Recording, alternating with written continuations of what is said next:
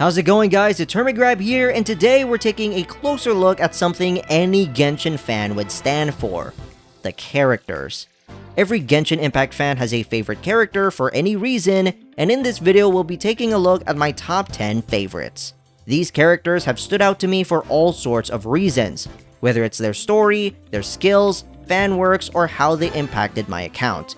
Genshin has over 70 characters now, so dwindling it down to 10 favorites was pretty tough. Just a disclaimer, if your favorite isn't in this video, that doesn't mean I hate them. It just means that they didn't make the cut since there's so many good characters in Genshin. Also, Natlan isn't released just yet, so any Natlan characters will not be featured here. So without any further ado, let's dive into my top 10 favorite Genshin Impact characters. Number 10, Keqing. I really love my Keqing queen since she was my first ever 5-star DPS. I remember losing my 50-50 to her, but I didn't really feel bad since I finally got that DPS I was looking for. And I got to know Keqing a little bit more. I used to believe that once I'd made up my mind to do something, I should act immediately and complete the work in the shortest time frame possible. But I found that my assistants rarely lasted more than 3 months on the job, and the constant turnover took a toll on our operational efficiency. Her skin is one of my favorites, and Zanir's animations with Keqing are absolutely amazing. She was my first character to get the fabled 200% crit damage stat, and she was one of the biggest reasons why I love the electro element so much. In fact, Keqing is so good that other characters have mirrored her playstyle, and Keqing-like characters are starting to become way more prevalent, and I wouldn't be surprised if they made even more Keqing-based characters like Alhaitham and Shiori. Number 9 is Navia. Navia has been one of my favorites ever since I tried out her demo. For those who don't know, Genshin's demo is usually super weird since they always give the main trial character the Noblesse artifact set, which would work if the trial character is a support or off-field, but Navia is neither of those. And even then, Navia still delivers 6 figures worth of damage in a demo. And from that point, I completely fell in love with her. Not only is Navia so unbelievably good in battle, but she's also one of my most favorite written characters in Genshin. She's gone through so much to the point that it felt too much. Her father died in the hands of her best friend, her subordinates, Meluz and Silver, died completely out of nowhere, and she was even accused by an old member of Spina de Rasula for causing the organization to fall from the glory days? What? Simply put, the T-Swift of Genshin has gone through a lot, but even then, she still rocks that look, and those shades? Whew, dang, she really looks good in those shades. Number 8 is Yoimiya. Yoimiya is just a bundle of optimism, joy, good vibes, and just wanting the best for everyone. She is the ultimate babyface goody two-shoes character, and I really love all of her appearances. Although her first story quest was okay, her second story quest made me absolutely love her. That cutscene with her falling off the sky and seeing the fireworks all around her just made me feel so giddy and happy. And seeing Traveler carry her, bridal style by the way, and soaring all over Aranara village is just chef's kiss. Not only that, but Yoimiya has one of my favorite character themes in Genshin, majorly because it's a bop and I can confidently listen to it in a non-Genshin playlist.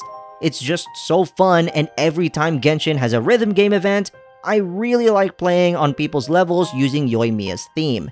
And also, Yoimiya is an Aranara? Yeah, let's not forget about that. Hello, Nara Paimon. My name is Yoimiya. Is that how they talk? Hope I remember correctly. Number 7, Beidou. What else is there to be said for Beidou? She's freaking amazing and a really good unit for lots of different teams. And of course, killed a freaking Leviathan with no vision whatsoever. Beidou is just super cool, and the fact that she's kinda like the mother of the Crux, teaching her crewmates how to do their jobs and helping out those who want to leave and retire from pirate life.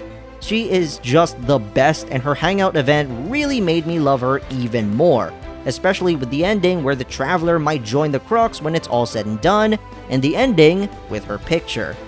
Either one of them.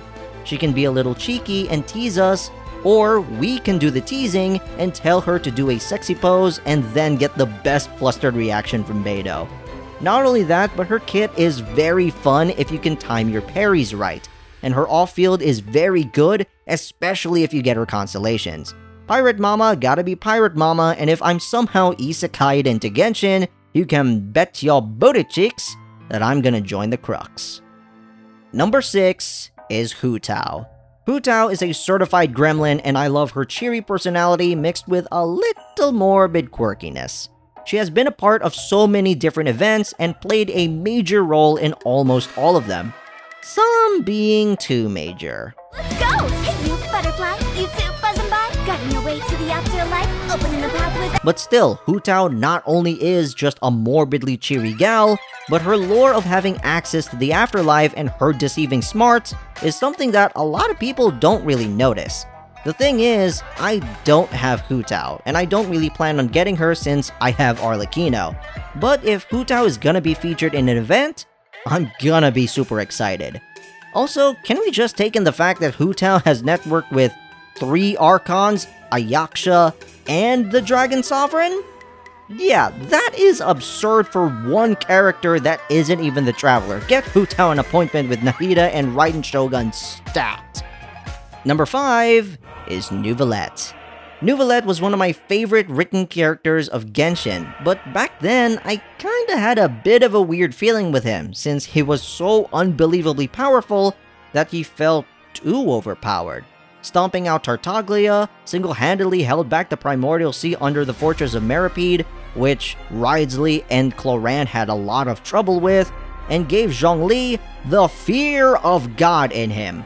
But that was majorly because I didn't really do some digging until finding out that the Dragon Sovereigns ruled Teyvat before the Archons did. And even though Neuvillette was pretty nerfed because of the conflict between the 7 Sovereigns and the Heavenly Principles, he's still freaking powerful. And not only that, but Focalors gave back his power before her death, making Neuvillette go back to his prime, which makes him even more powerful than he already is. But Neuvillette is super fun to play since you'll just need to Hydro Pump and Kamehameha anything that moves. Even Genshin caught wind of Neuvillette's camera sensitivity shenanigans and nerfed him, and gave us a free 10 pull, which is so weird for mihoyo to do for Genshin, it just feels so out of character.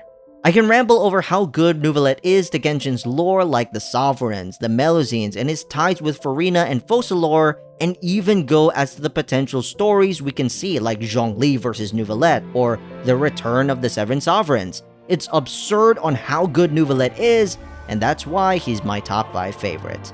Number 4 is Kazuha. Kazuha has had a lot of lore surrounding him, but not to the level of Neuvillette. But still, a tremendous amount of lore regardless. His backstory was told in a bunch of different ways in a bunch of different songs, but one of my favorite presentations of his story was in the 2.8 Summertime Odyssey event. However, I wasn't able to enjoy Kazuha's debut since I wasn't playing Genshin at the time. I played Kazuha's 2 story quests and I absolutely loved it. His lore with his family and different practices with swords and blacksmiths were pretty interesting. But still, his playstyle and availability is my favorite part about him. If you think of flex slots, you think of Kazuha. He is the perfect flex slot for any team, his traversal is really good in reaching faraway places, and it's simple, but he's just straight up badass.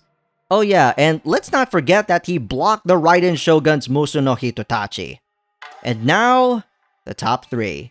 The podium for my favorite Genshin Impact characters, and I'm pretty sure that these 3 are not gonna be replaced anytime soon. So my number 3 is Arlecchino. Arlecchino is my first ever on-field hypercarry pyro DPS I have ever used very often. I tried with other characters like Yanfei, but Arlecchino was the one that stuck with me. She was the first character I gave a guide video on, and she was a part of my profile picture for a substantial amount of time. Her backstory, being told in an animation short on YouTube, is one of my favorite animations from Genshin. And how she stomped Linny, Lynette, Fremine, and Traveler in her story quest shows that, yeah, you do not want to mess with her. But I really like Arlecchino, majorly because of her stance with the Fatui. treating them as allies, but not friends. She's even had a voice line where if she wasn't allies with the Doctor, she would have murdered him. When I first took over the House of the Hearth, he proposed a number of plans for us to work together. He wanted me to send any rejects to him. He planned to experiment on them and then share the results with me. I heard that he and the previous knave had quite the professional rapport in that regard. All I can say is that if he weren't one of my fellow harbingers, I would have expedited their happy little reunion long ago. But Arlecchino's playstyle is so mind-numbingly easy, but it's just so much fun. In fact, there are certain individuals who solo her in the Abyss, and it works. Arlecchino's relationship with the kids in the House of the Hearth is both unsettling and heartwarming depending on the context. Also, I love that Arlecchino cares about the House of the Hearth into making it a better and healthier culture compared to, the freaking Hunger Games.